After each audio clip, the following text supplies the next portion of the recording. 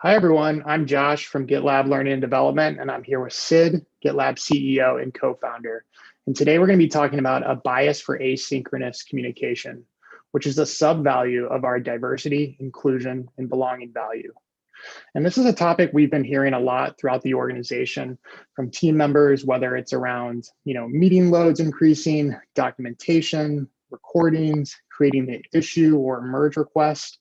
So this video is intended to really reinforce that sub-value and define some tips and tricks and strategies to implement and reinforce our bias for async communication. So Sid, thank you so much for being here today. Yeah, thanks for organizing, Josh. Awesome. So I'm curious, looking back at GitLab's history, when did you realize that asynchronous communication was a preferred method for communicating at GitLab?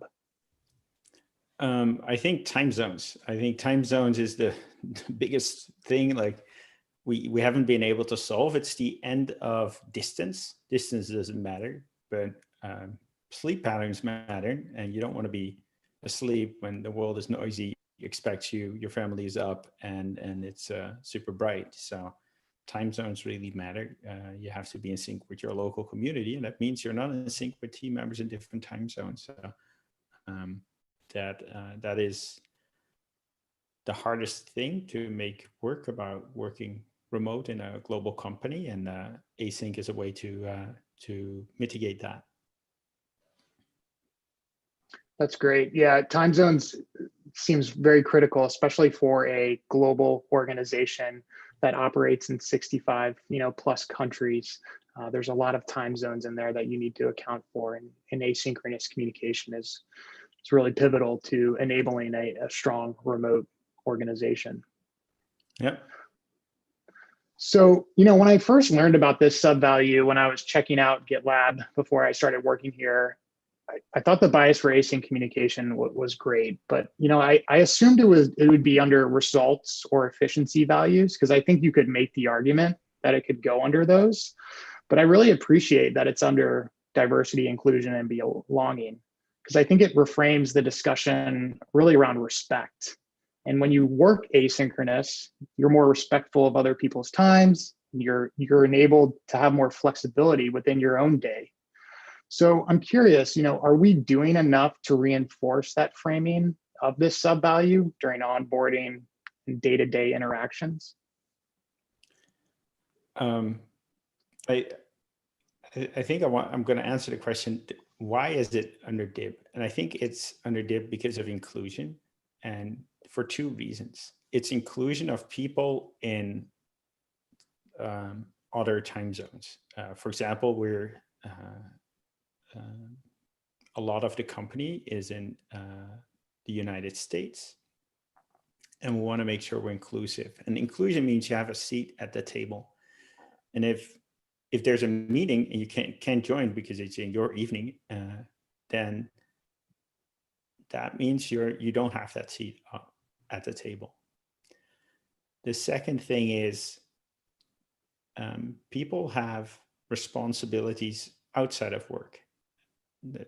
Their family, their friends, and every time you have a meeting, like there's a chance of overlap and having to make a trade-off between what you're going to do. And so the more we can prevent that, the more we kind of allow everyone to be at the table, because the table, like, you don't have to be at the table at a certain time. It's async. You can leave a comment later. So a team member was telling, like, hey, I'll have more people at my baby shower than at my wedding, because now during the pandemic, it's Zoom, and it's the end of distance. Now the end of distance helps, but I think what we also want is overcome time zones and allow people from other time zones, and overcome kind of scheduling and other priorities in life, other work meetings, but more importantly, the responsibilities we have outside of work. So that's why it's under inclusion. That makes a lot of sense. Yeah, I think the time zone piece and operating globally and the various time and the respect of other people's times is really pivotal for asynchronous communication. And I also think too, just, on this similar thread, I think one thing I learned at GitLab really fast was that you have to make sure every meeting is recorded and either posted in the handbook or on our GitLab, YouTube Unfiltered page.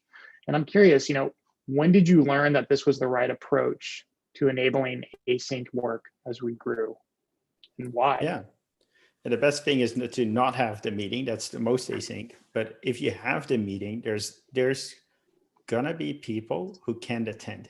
And even if everyone who you invite is able to join the meeting, during the meeting, you might discuss something that might be interesting for someone who's not here. And it's near impossible to determine that up front. So the best thing to do is just record it, publish it, and people can figure out what they pay attention to. At GitLab, we're really good. Like, you can figure out what you can pay attention to. So just record everything, stream it, and then people can decide whether they click on it.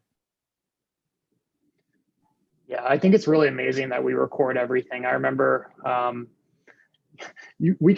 anybody could watch any recording about any meeting happening at GitLab, and it's almost, there's so much out there that you could do a case study on just how an all remote company works and operates just by looking at our YouTube page and dissecting every meeting that's been on there. It's very fascinating. Yeah, it also really helps if you have trouble catching sleep.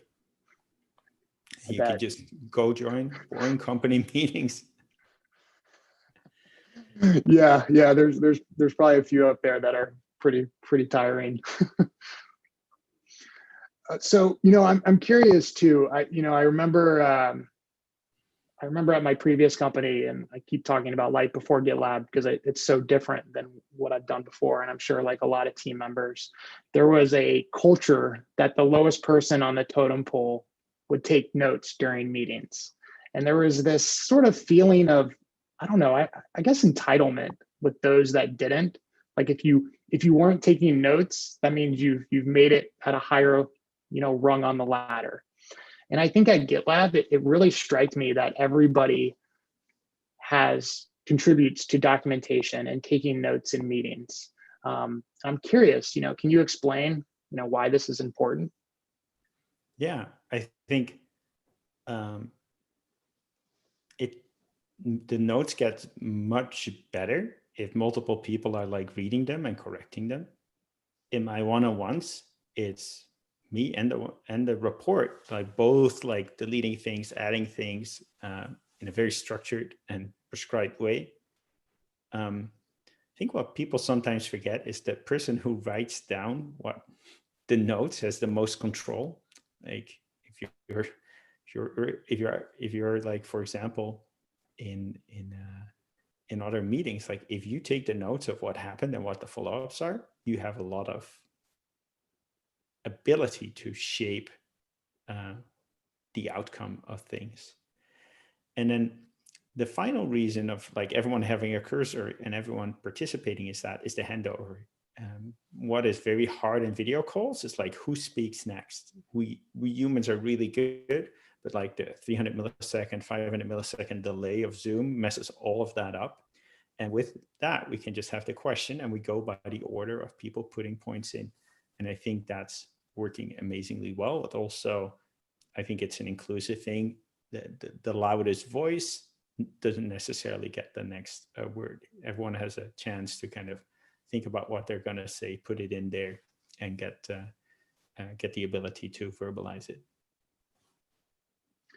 Yeah, it's almost just keeping a source of record for every meeting, for even before topics are even covered in meetings. It's in the document, so anybody can reference it at any time to see what was covered. So, I'd imagine too, like as CEO, you probably have more meetings than anybody else in the company. And I think one thing we've heard throughout the organization is that meeting loads have increased. And, this could be a result of previous organizational cultures where meetings were in favor of documentation, or maybe some other factors, maybe COVID-19 is playing a role, or some business stresses that we have internally. So, I'm curious, what are strategies team members can implement to ensure scheduling a meeting makes the most sense? Yeah, it's a tough problem, and there's multiple things to do. Make meetings optional to join. Almost every meeting at GitLab, like you can just say no. Second, make it optional to pay attention. And that's really important. Like if you're in a meeting, there's a big chance that not every part of that meeting is going to be relevant. So it's okay to be in the meeting, but not be paying attention, doing your regular work that also has to happen. And it's absolutely okay if you ask someone who mentions your name to repeat the question or what they were saying. Schedule the meeting only if like async didn't work. Like you have back and forth and you're going so much back and forth that it's just more efficient to be in a meeting. But don't have the meeting as a first measure. Don't schedule meetings to brainstorm. Brainstorming is fine upfront. Have a clear proposal for like, this is what we're proposing, and now we want to discuss it. And the discussion async was going too much back and forth. That's why we're having a meeting. And consider canceling repeating meetings after they've outlived their usefulness. Yeah, those are great tips. I think Zoom fatigue is a very real thing, but I think every team member has a responsibility to, attend the meetings that they need to attend to, because they're all optional. And, it's okay to multitask. That's the culture that we want here at GitLab. It's okay not to pay attention. It's okay to be working on something else. And it's okay to ask questions if you need follow-up during a meeting. That's what we really want to reinforce. For sure. So I'm curious, loss of the values that bind us is one of our biggest risks. And, I see losing our bias for asynchronous communication as a potential contributor to the loss of values that bind us, especially if managers do not reinforce the practice with their people. Managers are our role models within GitLab. Excuse me. And I'm curious, how can managers be the face and role model for a bias for async? Yeah. I think the best managers who do this are really good at creating artifacts, messages, issues, videos, and presentations, and then promote them. For example, at GitLab, we say, look, you can never present in a meeting, but it's sometimes helpful to present to give context. So great, record a video, present it, and send it to the participants in the meeting at least 24 hours before, so that they can watch it at a time convenient to them, at a speed convenient to them. Also make sure as a manager that everyone is proficient. I was recently talking with a manager, and there was someone who wasn't like digging in to the handbook as much as we wanted. And then we looked at the activity graph of that person, and that person hadn't made a merge request to the handbook in 3 months, even though you'd expect that in the role. So like, that is something as a manager to watch out for. Like, hey, make sure your team is proficient. And a good way to make sure people are familiar with the handbook is if they help improve it. And with that manager, we agreed to set a goal. Next month, every report of them has to do at least one merge request, just to get over that hump. That's great advice. I mean, I feel like I'm going to re-listen to this recording and add bullets or points in a new page update. But that was really, really powerful. So thank you for that. I'm curious, what's the recommended approach for speaking up when you feel that a bias for async isn't being lived up? It kind of goes to the previous topic around, managers being role models, but I'm curious, what can team members do to speak up? Yeah, speak up, refer to our page about working async.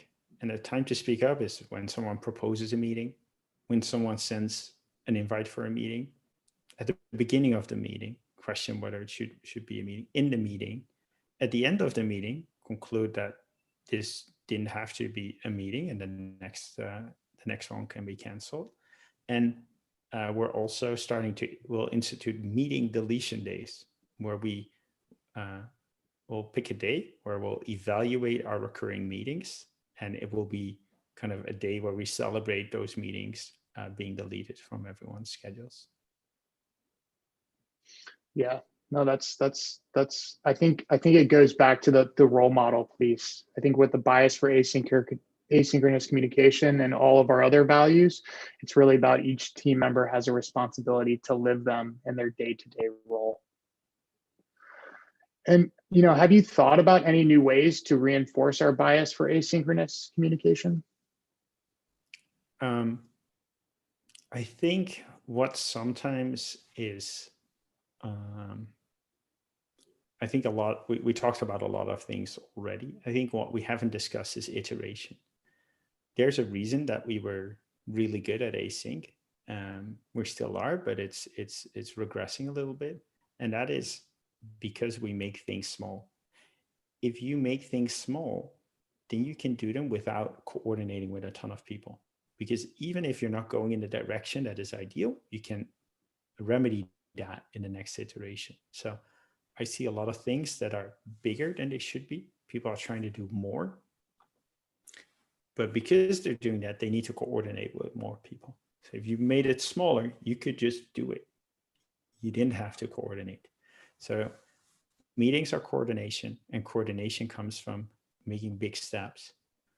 If you can make smaller steps, people can just respond to the step instead of you asking permission to take the step.